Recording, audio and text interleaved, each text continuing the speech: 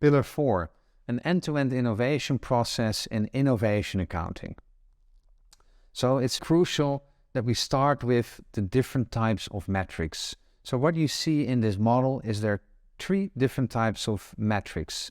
First of all, we have metrics at the venture level, the single initiatives. So how are these single initiatives progressing, and what are the metrics that we use to understand if they are showing progress? Number 2, process. So how good is our innovation process performing? Meaning, at what speed are we progressing from ideas to scale? If we see that certain teams are for 2 months in only a simple phase, as an example, we need to start asking questions. What's happening in the team? Is it difficult to get the right insights? So it gives us an understanding of our learning velocity during the innovation process. The last metric is the strategic level, which is more on growth platforms. So is our overall portfolio progressing consistently with our strategy?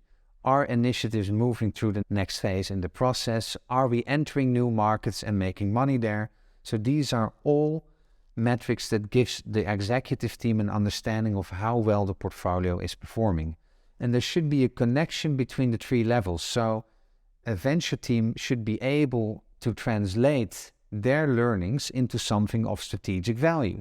And this is where you see in practice that people get lost in translation because they see many experiments and data, but what does this mean business-wise? So do we need to invest now? Yes or no? So we need to bridge the gap between these levels. On this model, you see the end-to-end innovation process that moves from ideation all the way to scaling up in different markets. And basically it has a couple of phases. One is we have a customer discovery phase. Then if we understand the customer, we start creating the MVP and growing the MVP. When we have product market fit, we're going to launch it bigger in one market to see how fast can we grow. And basically from that market, you start spinning out to different companies. So let's dive a bit more into detail on what this exactly means. Don't look specifically only at the weeks. So I always say we need to have predictable timelines to give an understanding how long does a team need to take to really understand the customer discovery phase. In our opinion, this is between 5, 6, 7, 8 weeks. So what the team needs to prove is clear pain points from the customer. We need to have a relationship between the customer and the problem. And we need to have a first understanding how many of these people are out there in the market with this problem. Basically meaning, do we have a sizable opportunity? Then if that is the case, we move to the next phase. There we start creating the actual first products in all types of samples and mock-ups and prototypes. And we really want to understand what are the MVPs that get the most traction? What are the functionalities or benefits of the product that resonate best with the customer? What are the price points? So can we validate buying intent? And how does the business model work on a small scale? So you need to validate the complete right side of the business model canvas and at the same time also understand the viability. Because what you see happening in practice is that teams tend to overly focus on desirability and then don't have critical viability experiments in the program. So in this MVP phase, we really need to understand benefits, winning propositions, price points, and if we can make certain margins which is in line with expectations of your management team. Then if that is the case, we move to the next phase. Can we start focusing on building the actual business in the market and start scaling it up? And after that, it is scaling up in multiple markets. So we defined an investment maturity level for each stage of your venture. And the team needs to show progress on this investment maturity level, backed up by the consumer data from the experiments in order to raise more funds. So step 1, is there a strategic alignment and market potential? Desk research, strategy pieces, all things that needs to be in place. We want to connect innovation with the corporate strategy of the businesses. Then we move to the customer discovery phase. We need to identify consumer pain points. We need to understand the customer profile and how many of these people are out there. So is there a problem big enough worth solving?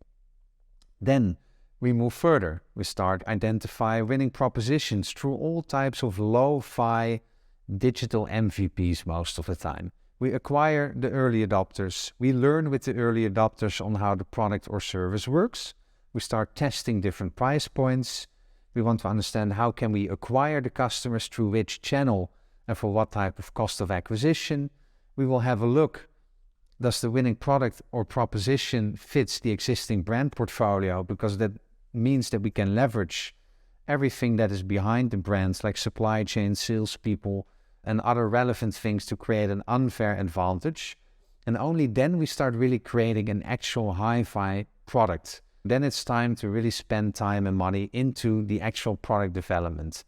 Good example is what I always like is Dropbox. So of course you can develop for hours or for months the perfect product, but what they actually did is that they had their concept idea, made a video, and wanted to understand, can we find traction just by showing the concept to people and really make sense out of, do they understand the concept, would they sign up?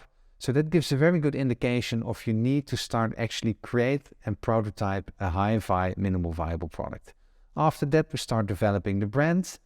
We want to understand, can we achieve new users on a consistent rate and for a certain cost of acquisition through different channels? So how easy is it for us when we have identified the best marketing campaigns? How easy can we recruit new consumers that convert to actually paying customers? Can we get to monthly recurring revenue models, the MRR?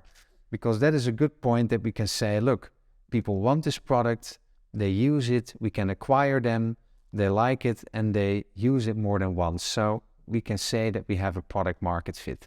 Once that moment is achieved, we can talk about roadmap for scaling.